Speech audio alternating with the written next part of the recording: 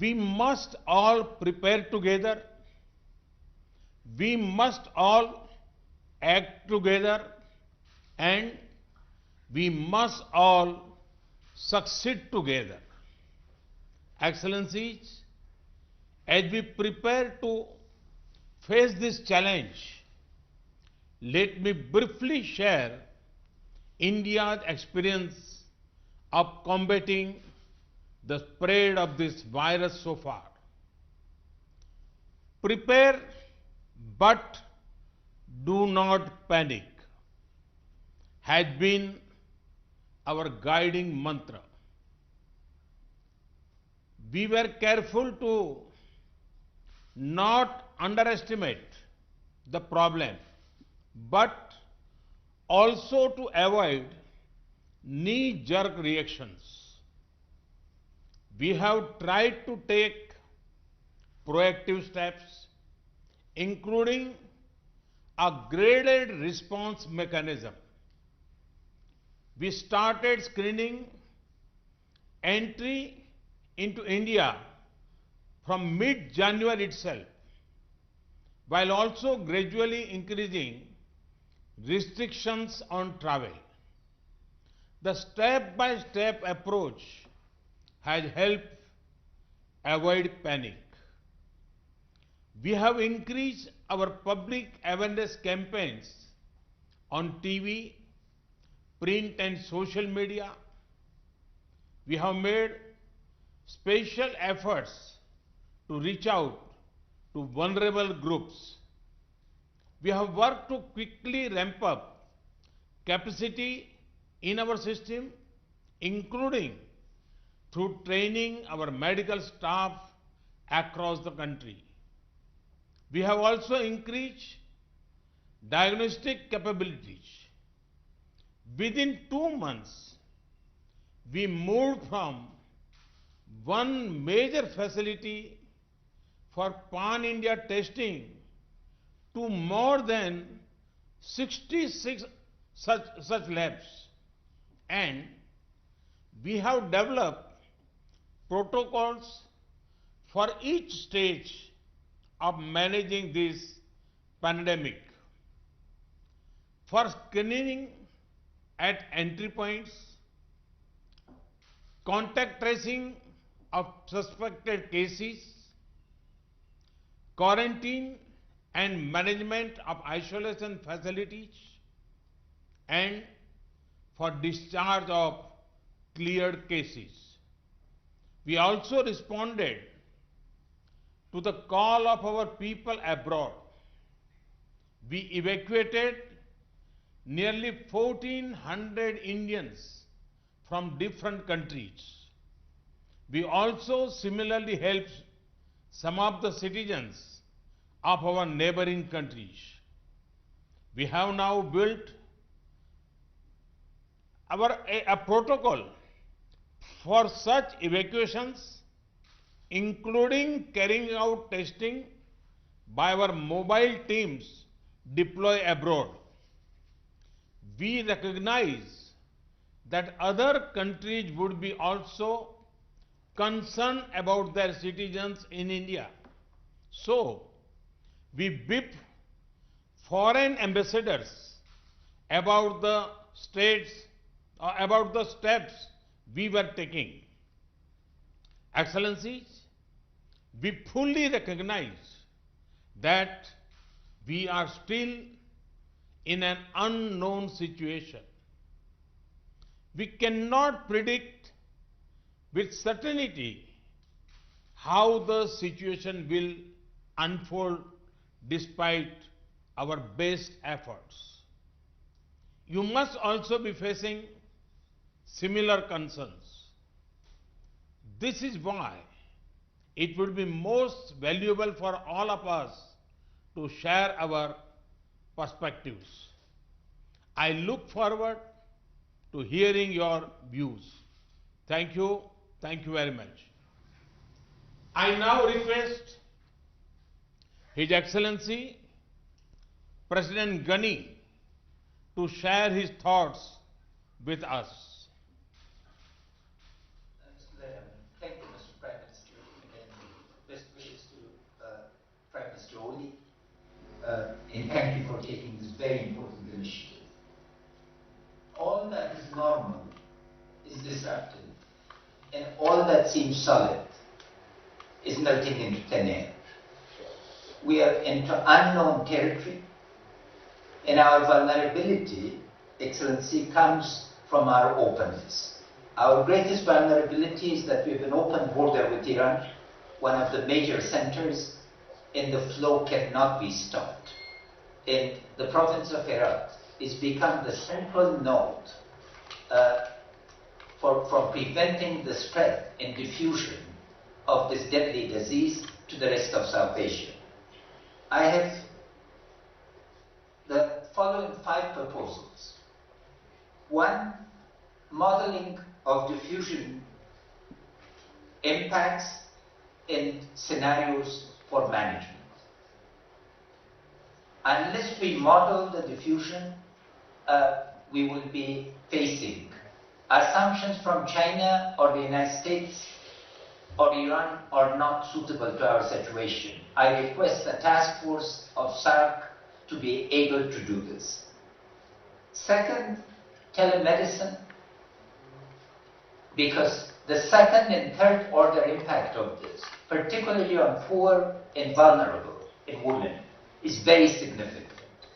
If we could create a common framework for telemedicine for diagnosis of related issues and as advances take place, how to be able to coordinate. Third, as a landlocked country, which is simultaneously the heart of Asia, closing of borders where essential will result in significant problems regarding availability of medicine, food, and basic goods. Can we coordinate to be able to create controlled flows that both allows transactions to take place while focusing on the essentials? The fourth issue for us, Excellencies, because, and all Excellency, because we've cancelled schools, prayers have been stopped. How do we keep women, youth, and children occupied? Since India in particular and South Asia are leaders in distance education and self-learning, can the SAARC satellite and India satellite be made available so we can keep people, because social distancing that is necessary cannot just take place. And my fifth proposal,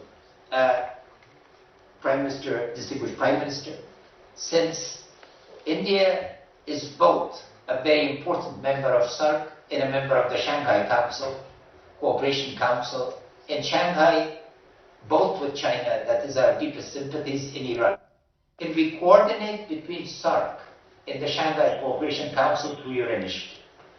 How much of the experience of China is replicable to our situations, and how do we both learn and help Iran?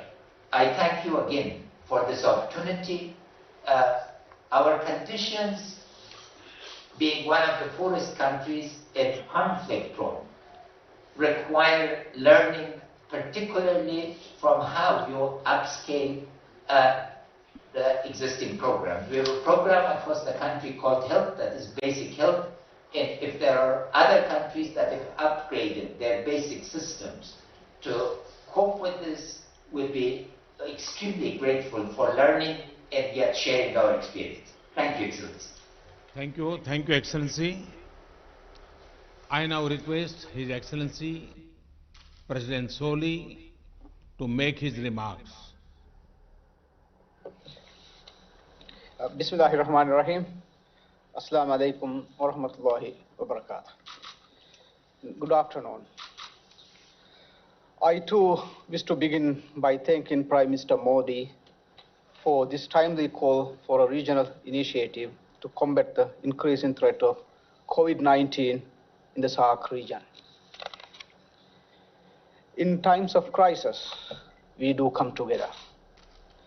In 2003, for example, when the region faced the threat of SARS, the Maldives took the initiative and hosted an extraordinary meeting of SAARC health ministers that adopted a regional common strategy for tackling the virus.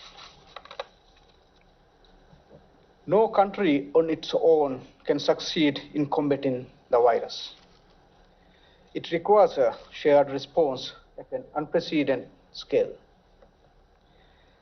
The first COVID-19 case was confirmed in the Maldives on 7 March. To date, there are 13 confirmed cases. Fortunately, no deaths so far. Since January this year, the Maldives has been taking steps to get ready for a possible outbreak. We set in place standard operational procedures and facilities for treatment and quarantine in various islands.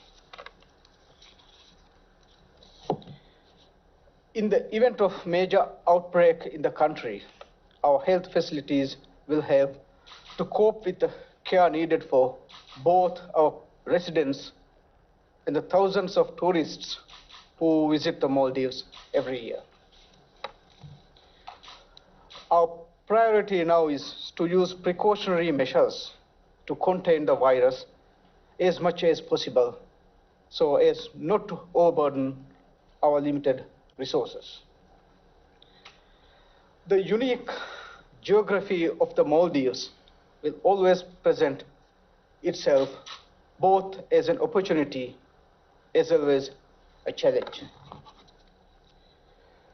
The dispersed islands make it easier for us to isolate communities whenever there is a suspected case. But in the event that a person tests positive in the outer islands and is seriously ill, requiring specialist care, the person has to be transported to the capital, Male. This is extremely costly and puts enormous pressure on an overstretched team of healthcare workers. Our tertiary hospitals in the regions are currently under development.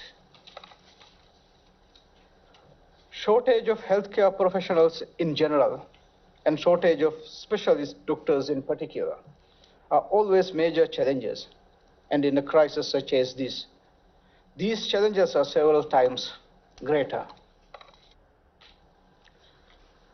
The Maldives is fortunate to have received general assistance from India, and I convey my government's appreciations to Prime Minister Modi and the people of India.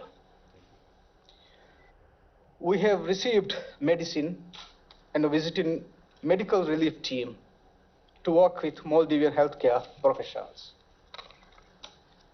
Excellencies, in the Maldives, the virus is showing in the most destructive fashion the country's vulnerabilities to external shocks. Tourist arrivals started to decline considerably several weeks before the first case was reported. In February this year, arrivals declined by 14.3%.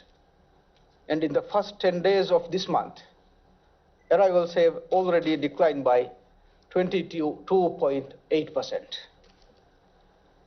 The decline in tourist arrivals has now become so sharp that if the current trend continues, we will have a 35% drop this year. Any significant decline in tourist arrivals has a ripple effect on the Maldives economy.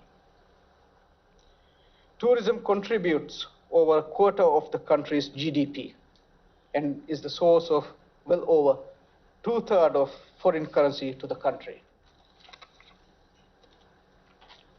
Every other job creating and revenue generating activity in the country is either directly or indirectly dependent on the tourism industry. Our industry is also deeply linked to many businesses and supply chains within SAARC region who will feel the knock-on effects from the downturn downturn in the Maldives. China and Italy are the most severely affected countries of the virus, and they are also the number 1 and number 3 source markets for Maldives tourists. Since the beginning of February, in the case of China, and March in the case of Italy, arrivals from these 2 countries have been restricted. As a result of this decline, the Maldives is now facing a serious shortfall in foreign currency earning, estimated to be at $450 million. If the foreign currency shortfall continues, it will have a detrimental impact on the Maldives economy, which has an extremely high dependency on imports. The revenue and foreign currency shortfall are also seriously hampering the government's ability to respond to COVID-19 rapidly. The decline means serious shortage in total government revenue. Current estimates show that if tourist arrivals continue to decline, Maldives will be looking at a shortfall in government revenues between $135.9 million and $446.6 million this year.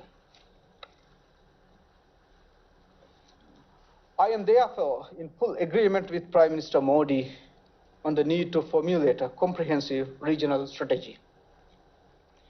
Such a strategy should, we believe, comprise 3 key elements. First, we should create space for closer cooperation between the health emergency agencies to ensure that the countries in SAARC have unhindered exchanges of information about the virus and best practices. Second, there is a profound need to formulate an economic relief package targeted to the affected countries. Third, a comprehensive regional strategy to fight COVID-19 should include a long-term recovery plan for the region. I will be happy to speak further on these elements in the discussions. Thank you, Prime Minister Modi. Thank you, Excellency. Now I request His Excellency President Rajapaksa to share his thoughts.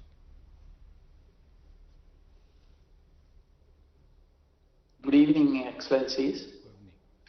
First, I must thank Honorable Prime Minister of India, Shri Narendra Modi, for initiating this video conference to share our experiences, our ideas, and best practices, and also to understand the challenges we face and further discuss what measures to be taken to combat this deadly coronavirus.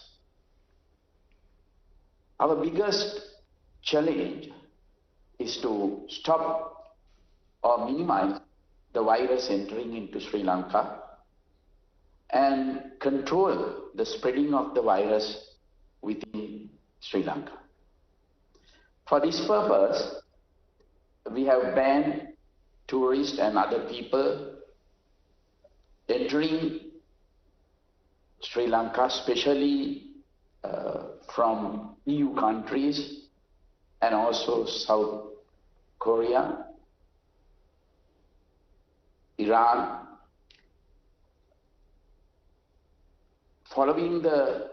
We did this following the guidelines and statistics relating to the spread of the virus issued by the World Health Program Organization. We have also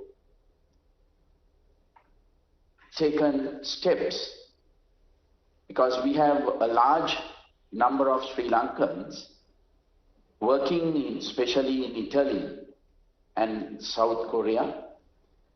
We cannot stop our Sri Lankans coming back to their home country. We have therefore taken all steps to subject those returning to Sri Lanka to a 14-day quarantine period in selected quarantine centers. As it is important to restrict social gatherings, we have advanced the usual April school holidays to commence from 11th March.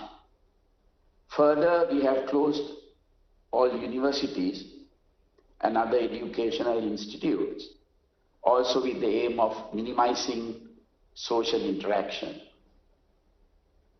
Our first case was reported in Sri Lanka, was a Chinese lady tourist who since has been cured and already left Sri Lanka.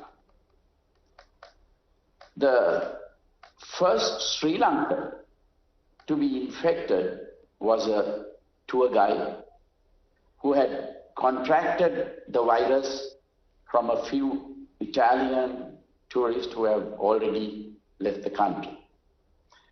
At present, we have 11 cases being treated in the hospital. There have been no deaths reported so far. We have a specialized infectious diseases hospital, IDH, close to the city Colombo, with intensive care facilities. This hospital has successfully treated even the first case reported. In all other hospitals designated to treat any suspected cases or coronavirus cases, proper personal protective equipment is used. We have also requested those who show flu symptoms to seek urgent medical attention and also self-quarantine themselves. Close associates of these persons showing any flu symptoms have also been strongly advised to be subject to self-quarantine. The area police and the public health inspectors are closely monitoring the progress of the suspected patients. Public health inspectors undertake daily visits to check on these persons who are self-quarantined. We have also established a national task force comprising all major stakeholders with the power and authority to take crucial decisions have been set up and meet on daily basis with close and constant monitoring of all aspects relating to the spread of this deadly virus. A 24/7 office with hotlines has been established to coordinate all activities related to battling the spread of the virus, quarantine and testing and treatment of suspected and confirmed cases.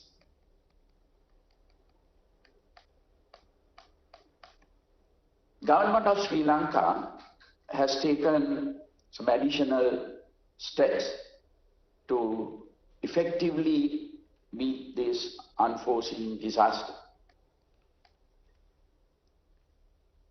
The Department of Health started giving out health warnings and advice on precautionary measures needed to be followed for prevention of the spread of the virus. This is done through mass media, presidential media division, press briefings, press bulletins, etc. General public were educated not to go for panic buying of face masks, hand sanitizers, etc. This was quite effective. 12 hospitals were declared as suitable for caring of possible coronavirus affected cases across the country. Managing of stocks of personal protective equipment such as masks, gloves, sanitizers and other medical items required for treatment of patients also started. Since the high risk area for the coronavirus was the city of Wuhan in Hubei province in China, there was a requirement to evacuate 34 Sri Lankan students and their families back to Sri Lanka. This was done by the national carrier Sri Lanka Airlines, which flew from Colombo to Wuhan and back to Colombo with all 34 passengers. These 34 students on arrival were immediately quarantined by the Sri Lanka Air Force before they were taken to a military facility in the Central Hills for quarantine for 14 days under the supervision of the Army medical team. None of them contracted the virus and all were sent home on completion of the 14 days quarantine period. At the same time, another 750 Sri Lankans were studying in various universities in different provinces of China and the government facilities. They were returned back to Sri Lanka. These students were instructed to be in self-quarantine for 14 days under the supervision and monitoring by local health authorities. As you know, probably that our parliament has been dissolved on 2nd March and the general elections will be held on 25th April. So the nominations are being accepted from 12th March up to 19th March. Therefore, we had to take precautions to discourage large meetings, large gatherings. But the elections will be held as planned. When the World Health Organization, WHO, declared COVID-19 as pandemic and indicated that fundamental public health interventions can still limit the spread of the virus and drive down cases even where it was transmitting widely. Advisories were issued for travelers and precautionary measures were taken by limiting travel overseas of Sri Lankans unless it is essential to do so. Almost all major sporting events, international conferences, meetings, large gatherings have been postponed or cancelled. All schools, universities and other educational establishments, including preschools throughout the country, has been closed for particular periods ranging from 2 weeks to 6 weeks.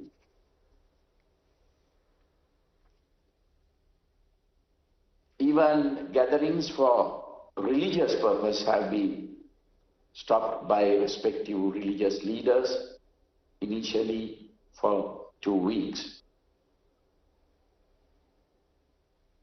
Also, issuance of on-arrival visas has been suspended for all countries. Travel advisories sent to airlines not to uplift passengers from several countries, mostly from EU countries. Travel advisories also sent that any passenger coming from countries which we have defined will be quarantined for 14 days in Sri Lanka. Sanitizing of public transport also commenced from 2 days back. So because of these reasons, our economy has taken a severe blow due to the coronavirus, particularly in tourism. Most of our tourists are from Italy, Germany, and other EU countries. And now there is a ban on their coming. Our tourist industry was just recovering after last year's April 21st terrorist attack. Our exports are also adversely affected. Therefore, I strongly recommend the SAARC leaders to formulate a mechanism to assist our economies to tide over this very difficult period. I also wish to recommend that a SAARC ministerial level group be established to discuss, share best practices, and coordinate regional matters on combating coronavirus. Thank you, Excellencies. Thank you, Excellency. I now call upon Her Excellency Prime Minister Sheikh Hasina to share her thoughts.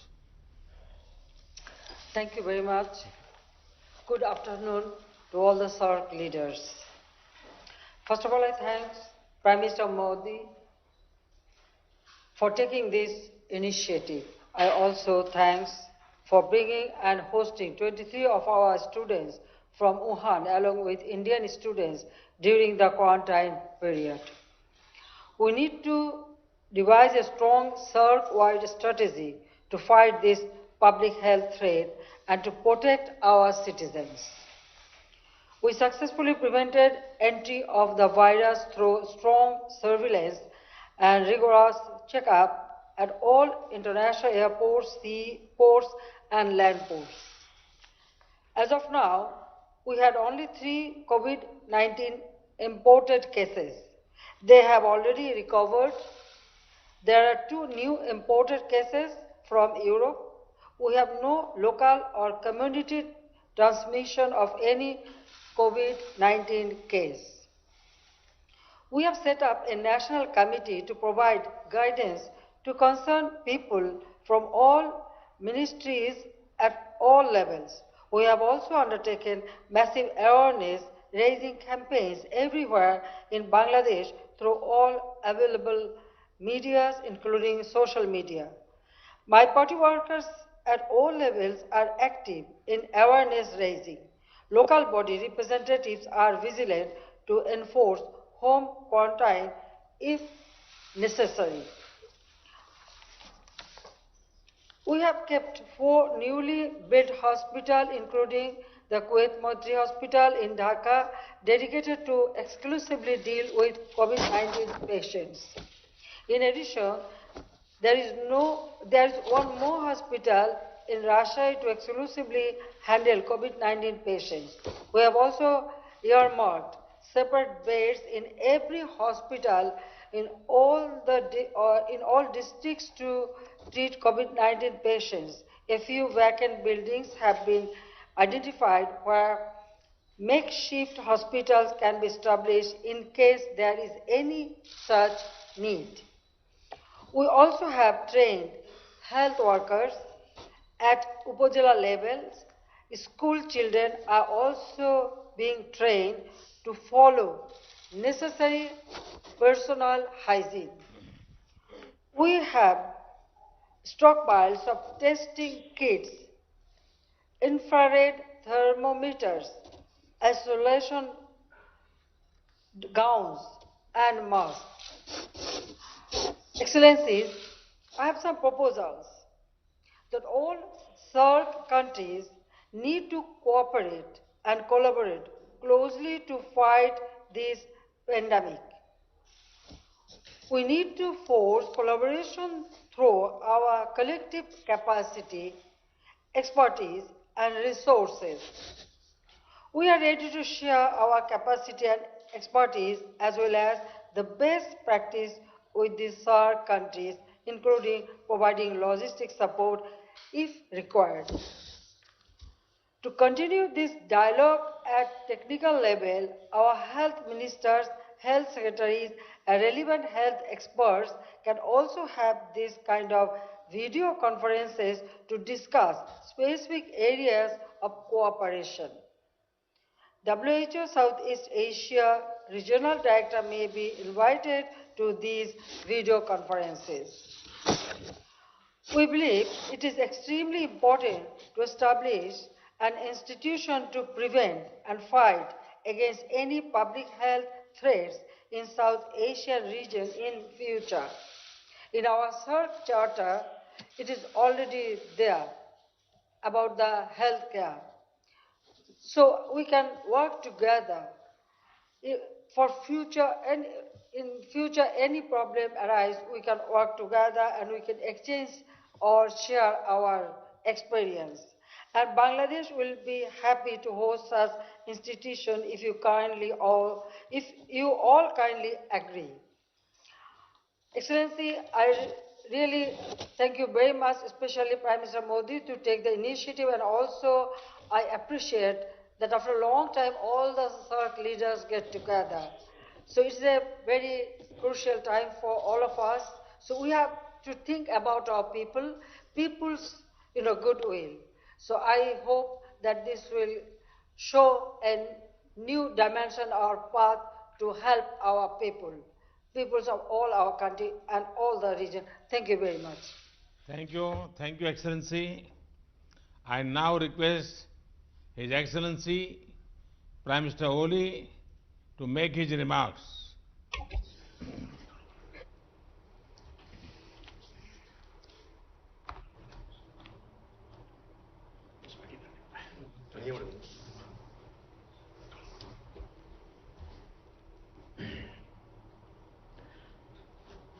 Right Honorable Prime Minister Sri Narendra Modi ji, distinguished heads of state and government of SAARC member states, Namaste and good afternoon. First of all, I would like to thank Prime Minister Sri Narendra Modi ji for taking this important and timely initiative, which I warmly welcome. Our collective wisdom and efforts will help us devise a sound and robust strategy for the SAARC region as we fight the COVID-19 pandemic. I wish to thank Prime Minister Modi ji and all the distinguished leaders of SAARC member states for kind words and best wishes on my speedy recovery. Even though we had detected one suspected imported case, but the COVID-19 test proved negative. Yet we are aware of the high risk of possible outbreak at any time. We remain alert from preventing it. We have taken several measures to enhance our preparedness.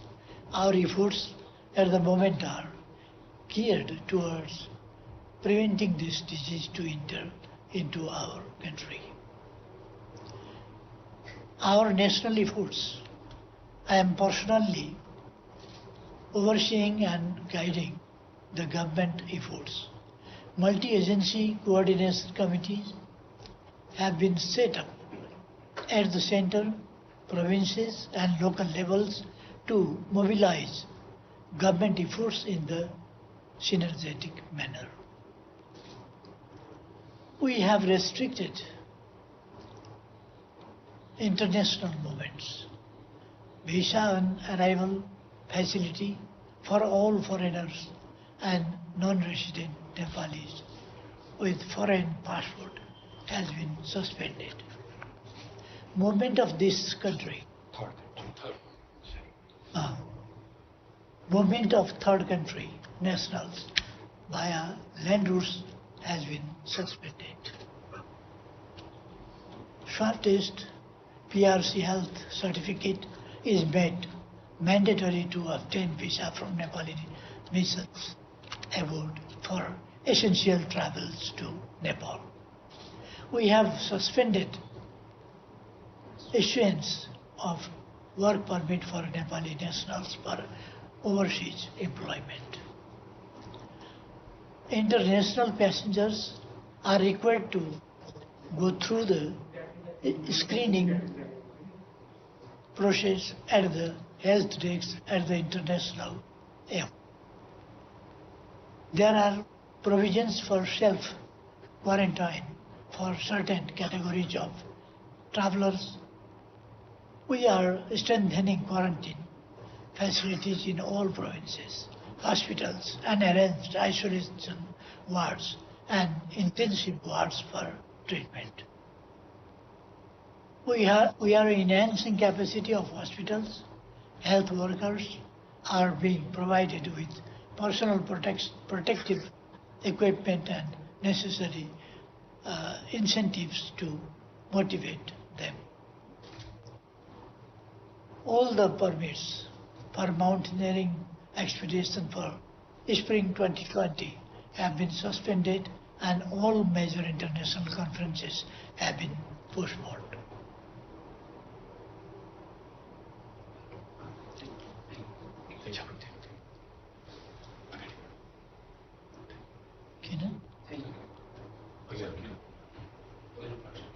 Okay. Thank you very much. Thank you, Excellency.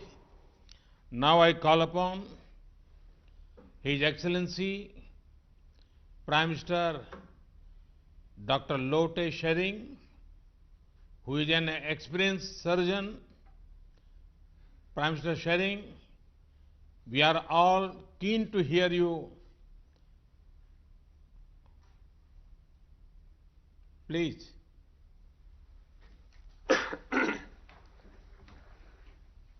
Thank you, Your Excellency. Before I start, I would like to take this opportunity to convey my King's greetings to all the heads of the states and heads of the governments here. As we speak, my King is out of the capital. He is in the district places, ensuring healthcare services, ensuring COVID-19 surveillance system, and trying to motivate our healthcare services and service providers, as well as asking all the people of Bhutan to be on the same page when this pandemic strikes Bhutan. So with this, I also would like to take this opportunity to express my King's greetings and greetings of all of us to Prime Minister Oli for his speedy recovery. And similarly, we also would like to wish Prime Minister Hasina for our father's 100th birthday celebration in few days.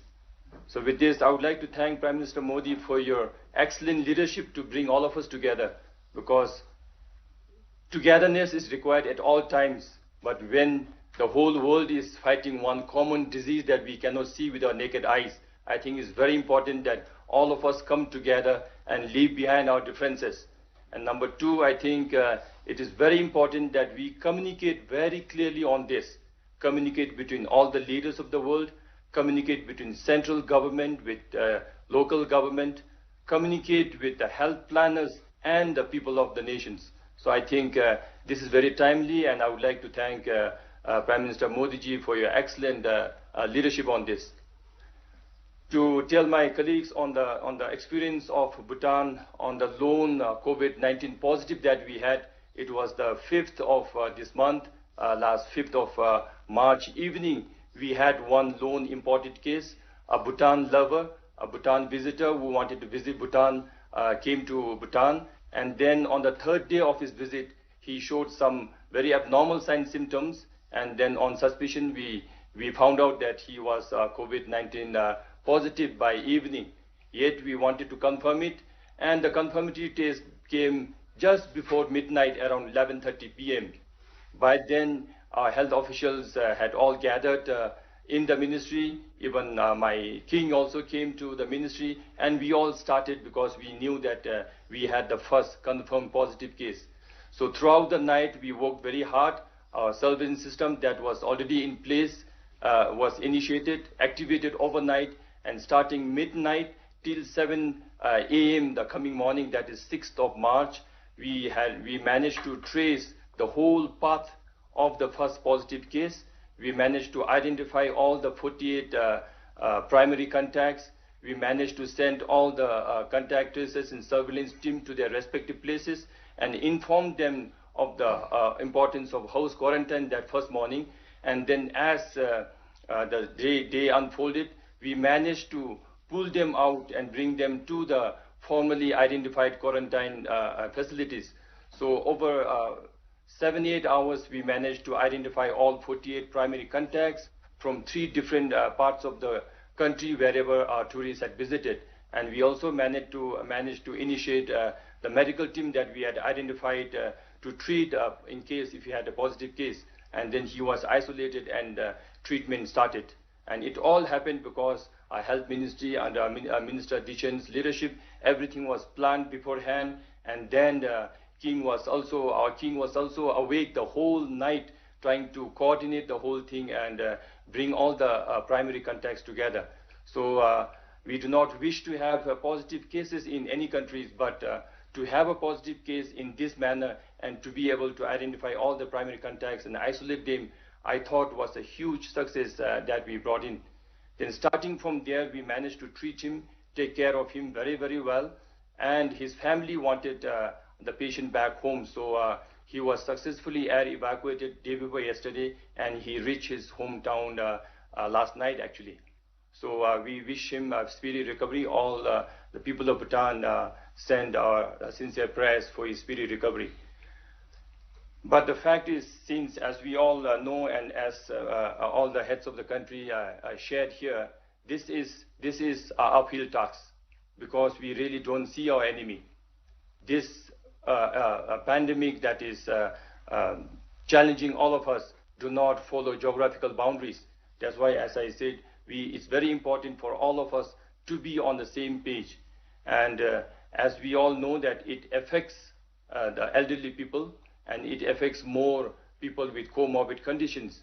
So similarly, the aftermath of this disease will also affect the smaller and vulnerable economies more hardly than the better ones. So we are equally concerned that as we fight and as we try to contain this disease, we are also concerned about the economic outcomes of this disease. So therefore, I would like to support all the proposals that were made before me, and also to be very, very sure that we all will share our limited resources that we have, share the technologies that we have, and also to have frequent such meetings so that with the changes in time and with the changes of the demand of this pandemic, we also come and regroup ourselves. And I also would like to propose that we must have a similar cooperation in economic get up on this issue, because all the smaller economies are disproportionately hit. So with this, I'm sure my other colleagues will have a lot of points to share, and I also would like to contribute as the discussion goes on. So as of now, I would like to thank all the heads of the states and heads of the countries and governments, as well as Prime Minister Modi, for your initiative. Thank you very much. Thank you, Excellency. Now I call upon His Excellency Dr. Jafar Mirza, who also has medical experience, to share his thoughts.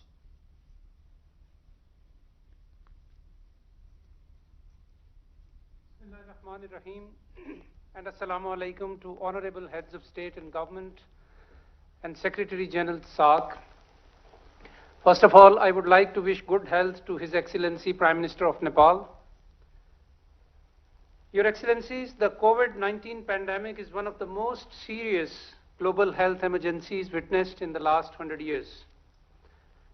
At the same time, when it has been characterized as a global pandemic, it is deemed controllable as well, provided timely and appropriate public health measures are put in place. With over 155,000 infections 5,833 deaths, and 138 countries involved, no nation and no region on earth can afford to be unresponsive. Least of all SAARC, which is home to 1/5 of the humanity, several of the world's largest megacities, and many of the most densely populated regions. Pakistan shares the common concern over the potential of COVID-19 affecting South Asia. All our countries now have confirmed cases. Mercifully, the SAARC region has so far evaded the worst ravages, but given the experience of other countries in other continents, there is absolutely no room for any complacency. While hoping for the best, we have to prepare for the worst. The World Health Organization's four-pronged advice offers a reasonable way forward, namely, A, prevent, B, detect, C, respond, and also D, conduct research and innovation along the way. Excellencies, Pakistan has been involved in containment efforts right from the outset of the outbreak. We have been alert to the dangers and have put in place appropriate public health measures and developed required protocols and guidelines for the safety of our people. We have been matching our measures to real-time risk assessments. While we have stressed the need for prevention and caution, we have strongly advised against panic. A calm, calculated, and deliberate response is the need of the hour. Pakistan was among the first few countries to undertake a joint external evaluation for the state of preparedness to cope with health emergencies in the context of International Health Regulations 2005. In close collaboration with World Health Organization, we have been taking steps to appropriately restrict movement to and from the affected countries, regulate for flights, institute health screening measures at entry points by member states, and establish quarantine/isolation facilities. Diagnosed cases are being isolated and contacts are being traced proactively. Prime Minister Imran Khan is personally overseeing these efforts. Resultantly, Pakistan has managed so far to keep the cases to a relative minimum, an achievement that WHO has recently recognized as a good practice and has commended it. National Security Committee recently convened for the first time on a national health issue, chaired by the Prime Minister Imran Khan, and has decided to take major steps to contain the spread of COVID-19. The four pillars of our response strategy include: 1, governance and financing; 2, prevention; 3, mitigation; and D, 4, communication. We have decided inter alia: 1, to close all our educational institutions for 3 weeks, close the entire western border for 2 weeks, restrict international flights to 3 airports only, and to ban all large public gatherings, and reinforce screening and administrative measures at the seaports and at the ground crossings. The situation is being monitored closely, and appropriate measures are being taken through a systematic consultative review process.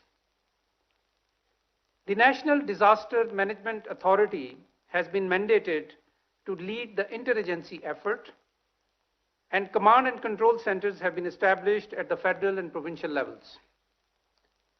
Effective coordination and surveillance at all levels is critically important. Excellencies, the COVID-19 pandemic forces us to think not in terms of nations and states, but as a collective. If our health systems, disease surveillance systems, and preventive measures are unable to cope, the human and economic cost alone can be staggering. The cumulative impact will dampen region-wide growth prospects and negatively affect the national development agendas. At their current stages of development, the SAARC members can ill afford such a setback. The unprecedented challenge therefore warrants an unprecedented response. We must recognize that the national and local responses still remain the key, and they are the most critical. It is equally important to pursue, however, evidence and science-based responses. Stigmatization and stereotyping is counterproductive. The SAARC Secretariat is best placed to coordinate regional endeavors. With this in view, Pakistan proposes, like other excellencies, that the SAARC Secretariat be mandated to 1. Establish a working group of respective national authorities for health information and data exchange, as well as coordination for responses in real time. And 2, like His Excellency President of Maldives and Her Excellency Prime Minister of Bangladesh, Pakistan would like to reiterate its earlier proposal of hosting SAARC Health Ministers Conference at an appropriate time. 3, reach out on behalf of SAARC countries to specialized development partners, including World Health Organization, for mobilization for technical advice and resources. 4, follow WHO guidelines and implement exit health screening for travelers in the region to avoid cross-border spread. 5, a regional mechanism is proposed to share disease surveillance data in real time about prevalence and incidence of communicable diseases and public health events of regional significance. And lastly, learn from and disseminate the experience of SAARC observer states, particularly China, which has effectively addressed the COVID-19 challenge despite being from where it originated. Excellencies, the challenge at hand demands sagacity, vision, and synergy of action. The strength and resilience of the people of South Asia is well known. We have no doubt that we will overcome these challenges. Thank you, Your Excellencies. Thank you. Thank you, Excellency. Thank you all for sharing your thoughts on the situation and the steps you have taken. We all agree that we are facing a serious challenge. We do not know and as yet know what shape the pandemic will take in the coming days. It is clear that we have to work together. We can respond best by coming together, not growing apart. Collaboration, not confusion. Preparation, not panic. In this spirit of collaboration, let me share a few ideas on what India can offer to this joint effort. I propose we create a COVID-19 emergency fund. This could be based on voluntary contributions from all of us. India can start with an initial offer of $10 million for this fund. Any of us can use the fund to meet the cost of immediate actions. Our foreign secretaries, through our embassies, can coordinate quickly to finalize the utilization of this fund. We are assembling a rapid response team of doctors and specialists in India, along with testing kits and other equipment. They will be on standby to be placed at your disposal if required. We can also quickly arrange online training capsules for your emergency response teams. This will be based on the model we have used in our own country to raise the capacity of all our emergency staff. We had set up an integrated disease surveillance portal to better trace possible virus carriers and the people they contacted. We could share this disease surveillance software with SAARC partners and training on using this. Let us also use existing facilities like the SAARC Disaster Management Center to pull in the best practices among all of us. Looking ahead, we could create a common research platform to coordinate research on controlling epidemic disease within our South Asian region. The Indian Council of Medical Research can offer help coordinating such an exercise. We can also ask our experts to brainstorm on the longer-term economic consequences of COVID-19 and how we can insulate our internal trade and our local value chains from its impact.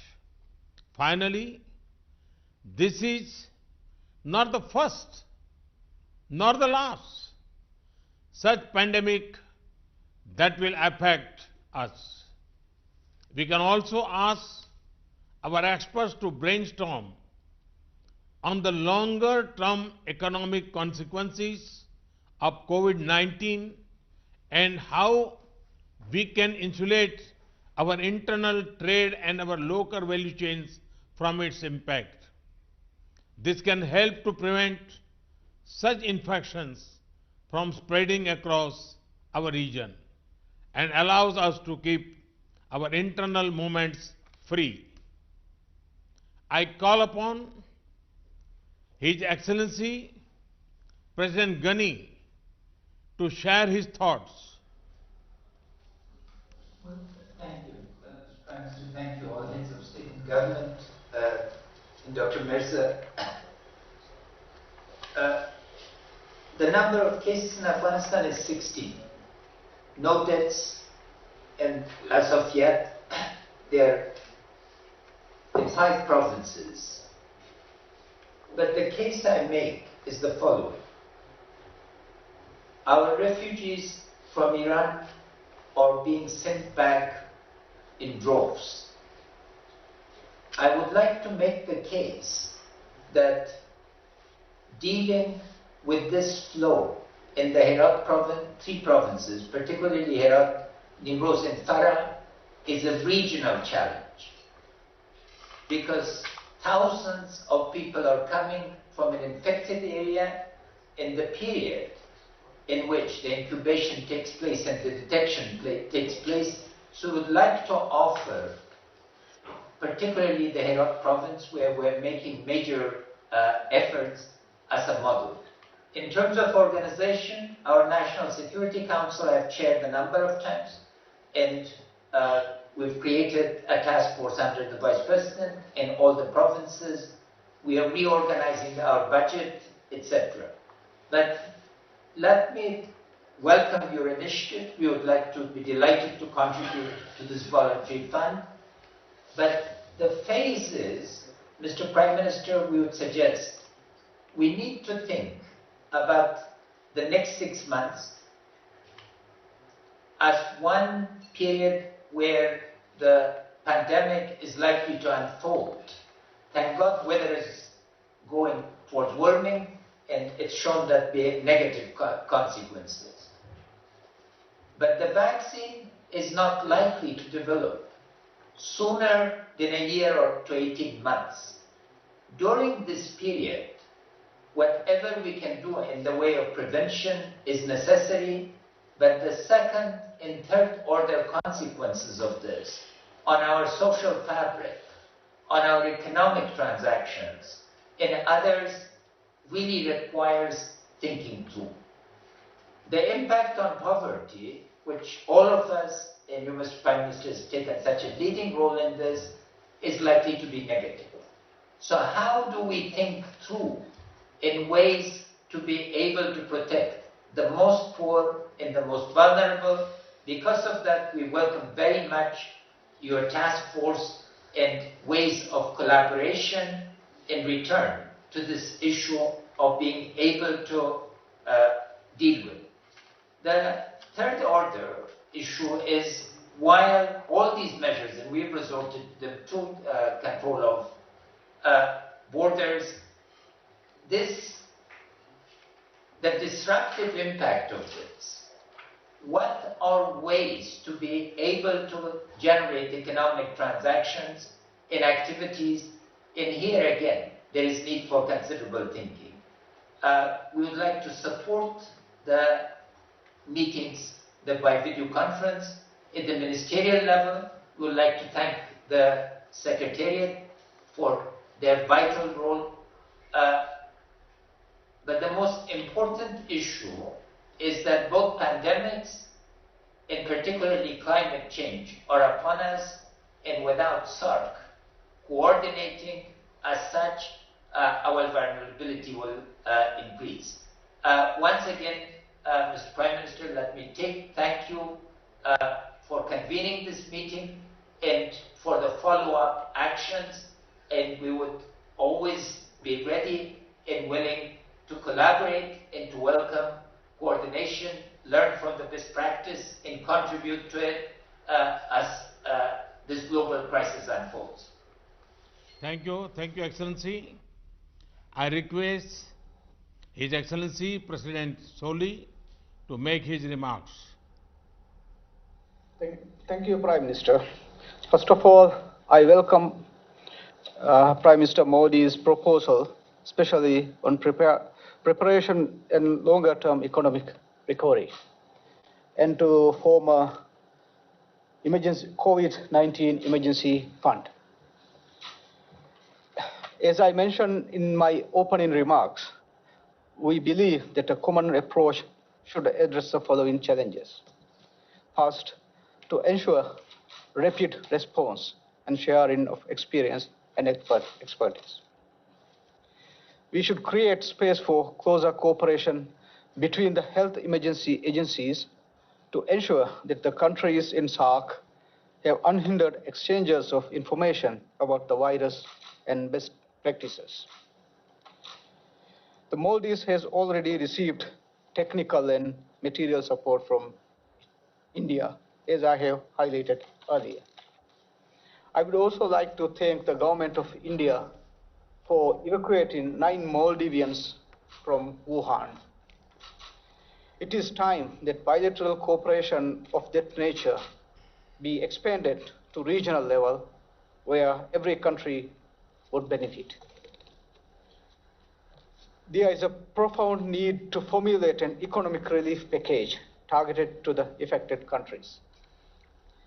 In the case of the Maldives, such a package would include budget support to fill the significant shortfall in revenue gap that I mentioned earlier. Third, it is always good to plan ahead to ensure quick and sustainable recovery after the pandemic. So we believe that we should start discussing a long-term recovery plan for the region. For the Maldives, such a plan means initiating a quick recovery in the tourism sector. It means building up our resilience through sustainable regional development and connectivity between the Maldives and major cities in the region. It also means scaling up private investment in tourist resorts and infrastructure that propels growth in tourist arrivals, which in the Maldives means economic growth.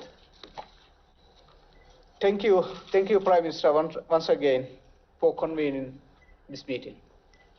Thank you, Excellency. I now request His Excellency President Rajpaksha to share his thoughts. Thank you very much, Excellency. And again, I want to thank Honorable Prime Minister of India for convening this important video conference today.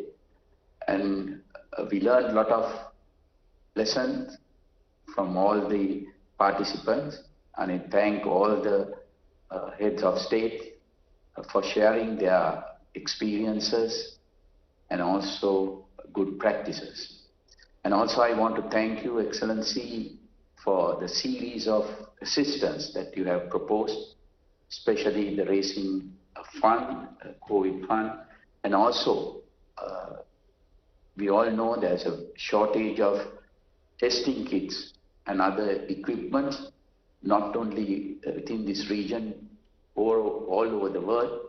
So thank you for offering these assistance to all the regional countries. And also, it is very important for us to work together, not only combating COVID-19 virus, but also be prepared for similar situations in future.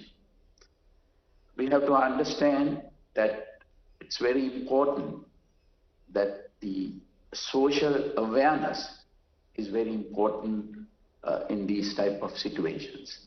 Because sometimes the people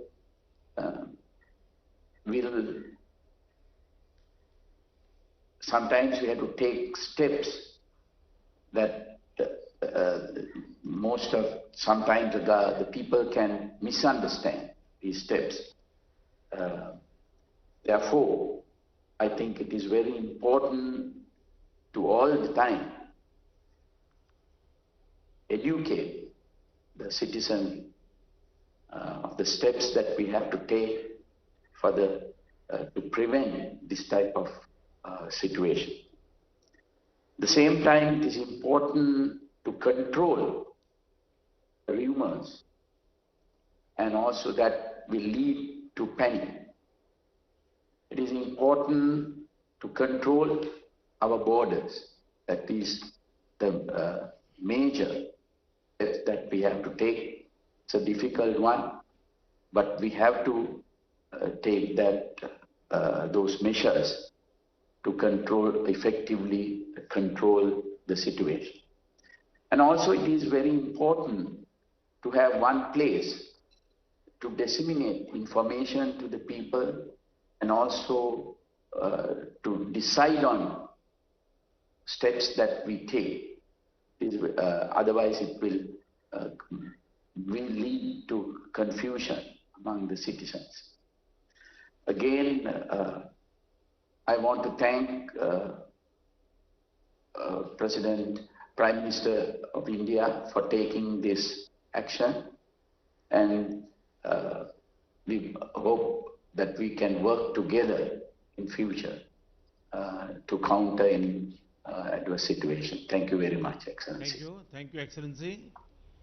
I call upon Her Excellency Prime Minister Sheikh Hasina to share her thoughts. Thank you very much, Prime Minister. And well, thanks again for convening this meeting. This initiative should not end here.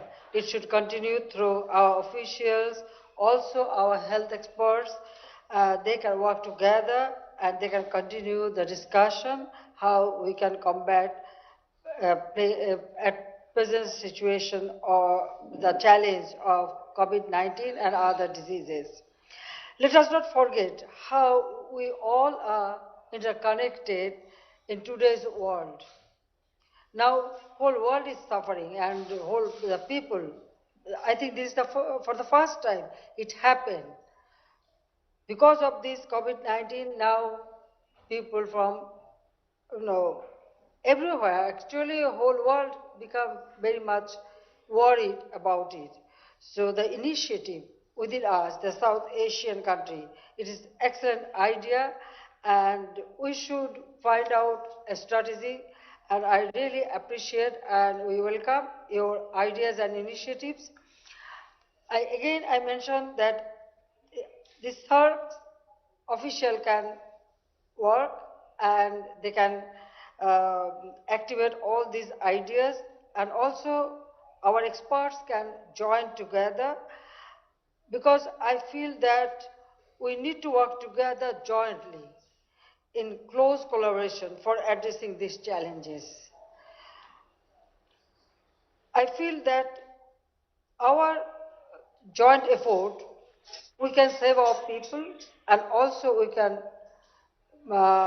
make progress in this area. So I feel that your proposals, we can, our experts can sit together and we can, examine that how we can implement it and we can make progress. So I thank you very much for this initiative, and I hope that together we will be able to combat this distress situation. I look forward to being in touch with you all, Excellencies, as required, and hopefully together we can ensure the safety, security of our people in this region. And again, I thank you very much, and our new SAARC Secretary General can coordinate the follow-up actions, which will, I feel that will be, an excellent job, and Bangladesh would be happy to join all these efforts. So again, Prime Minister Modi ji, I thank you very much for your initiative that holding these video conferences, and again I request all our officials to continue this dialogue, which is very, very important at this moment for our peoples of South Asia. Thank you very much. Thank you, Excellency. I now request His Excellency Prime Minister Oli to make his remarks.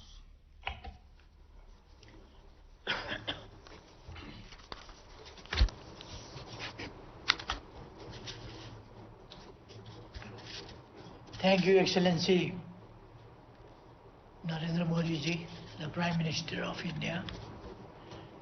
Our region is at high risk of COVID-19.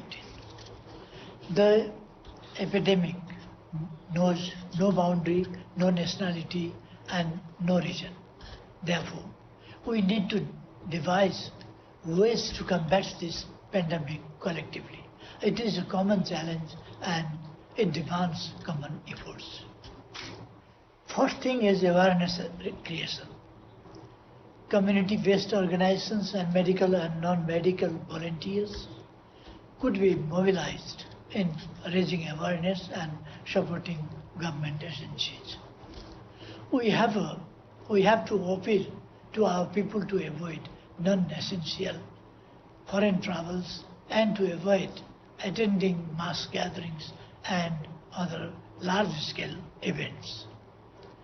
Our region is rich in traditional medicine. We have to encourage our people to use this asset for the prevention and treatment of this disease. Our way of greeting people with namaste rather than shaking hands can avoid potential threat of women-to-women transmission of this virus.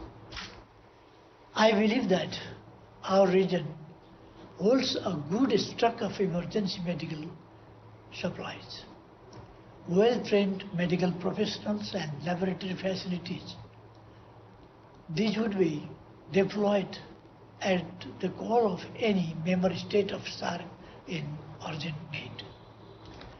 The hospitals in the bordering areas could also be utilized for the screening as well as treating infected patients coming from across the border. We may encourage hospitals, medical centers, research institutions and health workers in the region to build a good network for sharing experiences, research findings and best practices in critical areas associated with the prevention and treatment of this deadly disease. We need to ensure a smooth supply of essential medicine, equipment and sanitary materials in the region. We may think of developing a SAARC-level mechanism to deal with critical health issues such as this. Establishment of a SAARC emergency medical center supported by a strong funding mechanism would be desirable. In this regard, I welcome Your Excellency Modi's proposal and India's contribution. Nepal will also join soon in this fund. The economic cost of this pandemic is yet to be assessed. I am sure it is going to cost all of us dearly if it is prolonged. Regional discussion on reviving our economies and supporting each other through providing easy access, establishing value chains and promoting intra-regional trade, investment, tourism and connectivity would be critically important. Thank you, Prime Minister Shri Narendra Modi ji. Thank you. Thank you, Excellency. Now I call upon His Excellency Prime Minister Dr. Lote Shering to share his thoughts.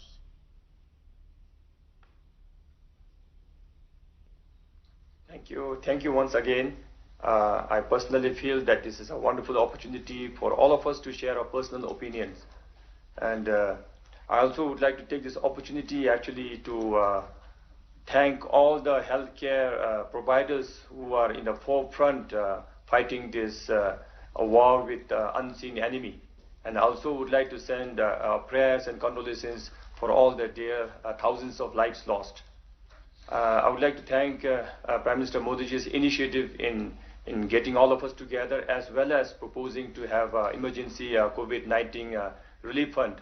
That would again be a wonderful initiative, and Bhutan would be a very active participant to this initiative. Thank you very much. I think as we fight this unknown disease in the acute phase, we must also be able to go through this and see the long-term consequences of this, be it on health or on non-health initiatives. Maybe as we fight this disease, maybe we will be able to overcome the acute problem. But what happens to the long-term consequences? What if we all developed endemic to this disease? What would be the international health regulations on this? So if we can think through all this, then we will definitely have lesser problems in the near futures to come. And also, I think we must, of all the initiatives, I would like to repeat and insist that we must be willing to share the limited resources that we have. And through these limited resources, we should now be training more of our health professionals at a center of excellence in our region. So with this, again, as we unfold, I would like to propose that we meet again, and as Prime Minister Modi ji proposed, that we also have a relief fund, and like my other friends shared, I think we should have a common consensus today that let our health ministers have a forum on this, and then through the SAARC Secretariat, they must come up with the SOP on this proposal. So with this, I thank all the leaders here, and I thank Prime Minister Modi ji for taking all this trouble to convene and give us the opportunity to share our feelings. Thank you very much. Thank you, Excellency. Now I call upon His Excellency Dr. Zafar Mirza to share his thoughts.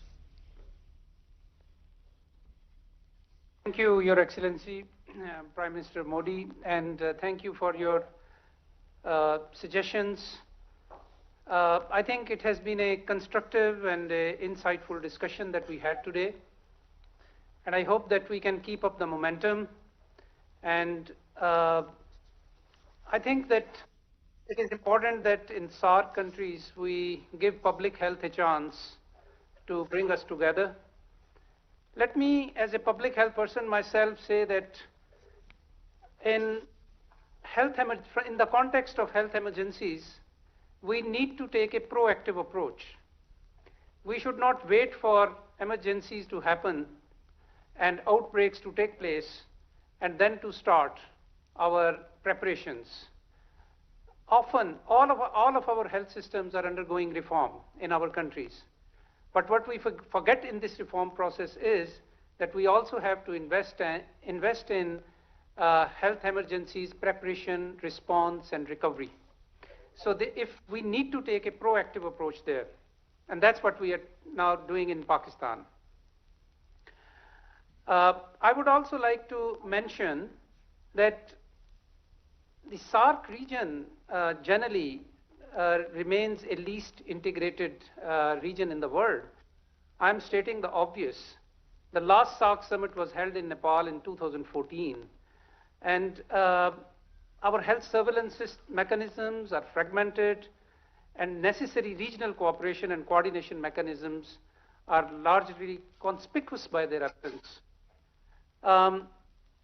We believe that SAARC Secretariat does provide us that platform which can bring us together, and we believe that we need to use this platform as a platform for pooling of resources of all kinds, including technical expertise, national experiences, and even financing, which can be used by all the members of the SAARC region.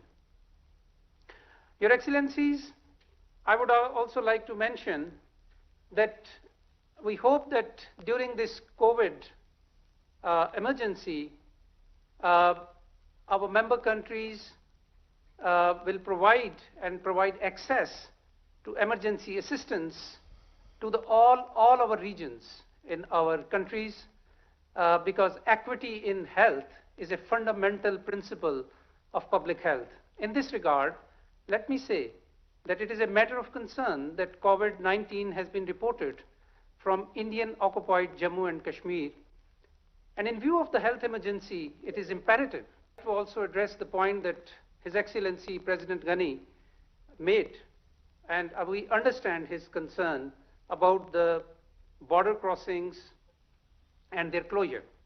I want to reassure him that we have done this for temporarily, so that we can reinforce our point of entries and land crossings.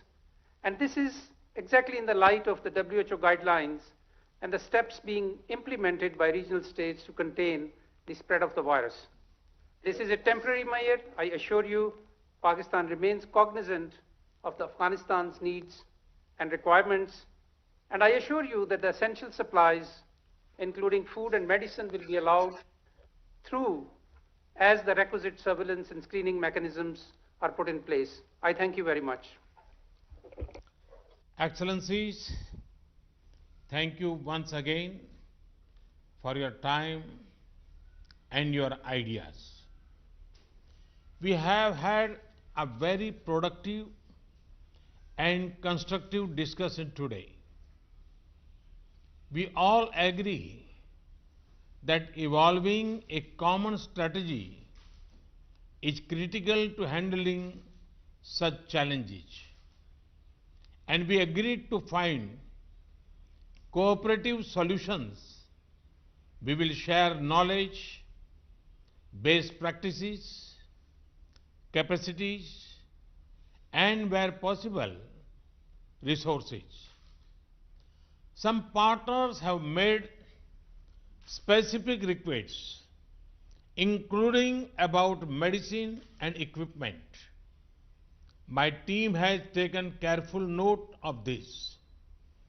Let me assure you that we will do our best for our neighbors. Let us ask our officials to maintain close contact and develop a common strategy in the spirit of partnership and working together. Let us identify nodal experts from each of our countries, and they can have a similar video conference 1 week from now to follow up on our discussions today. Excellencies, we have to fight this battle together, and we have to win it together. Our neighborhood collaboration should be a model for the world. Let me conclude by wishing all our citizens good health and success in our united efforts to tackle this pandemic in our region. Thank you very much, and namaste. Excellencies, this brings us to the close of this SAARC Leaders Video Conference on combating COVID-19 pandemic. I would like to thank all our distinguished guests for joining us this evening. Thank you and namaskar.